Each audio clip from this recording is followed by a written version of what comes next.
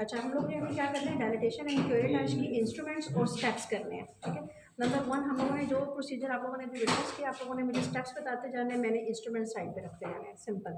तो first step हमारा क्या था, बिफोर दैट हमने प्री और पेशेंट को प्रिपेयर किया, थिएटर में शिफ्ट किया, एनेस्थीसिया दिया, पोजीशनिंग हुई पेशेंट की, क्लिनिकल ड्रिपिंग हुई, ठीक है, और सर्जन जी अपनी गाउनिंग एंड ग्लविंग। उसके बाद जो स्टार्ट ऑफ प्रोसीजर है उसमें सबसे पहले हम लोग एनेस्थीसिया के पेशेंट का एक दफ़ा एग्जामिनेशन अंडर एनेस्थीसिया कर लेते हैं, ठीक है। उसके अंदर हमने अपने फाइंडिंग्स दे दी हैं कि यूट्रस का साइज हमें किस तरह का लग रहा है, ऑस क्लोज है, सर्विस क्लोज है या ओपन है, डन।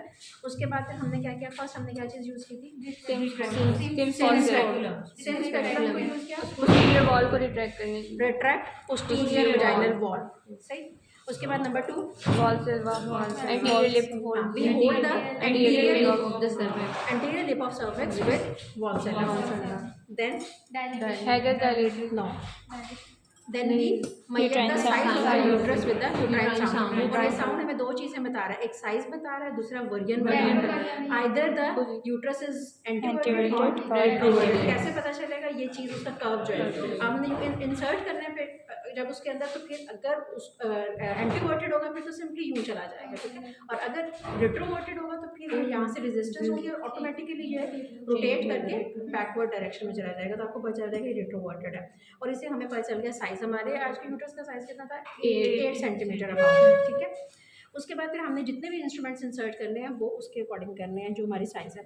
अब ये हैं हमारे पास सारे डायलेटर्स, ठीक है, इनको हमने 1 बाय 1 तरतीब से, ये है हमारे पास 3 4, ठीक है। उसके बाद फिर 5 6 फिर 7 8 एंड 9 10, और हमने मैक्सिमम 8 तक जाना होता है, इससे ज़्यादा में जरूरत नहीं पड़ती, 11 12 और फिर 13 14, ठीक। बहरहाल आपको ये तरतीब ये बताओ कि किस तरह से इसके अंदर दो साइजेस हमारे पास अवेलेबल होते हैं। अगर आप नॉर्मल डीएनसी कर रहे हैं, डायलिटेशन एंड क्यूरेटाज कर रहे हैं, तो आपको 8 तक करना है, ठीक है।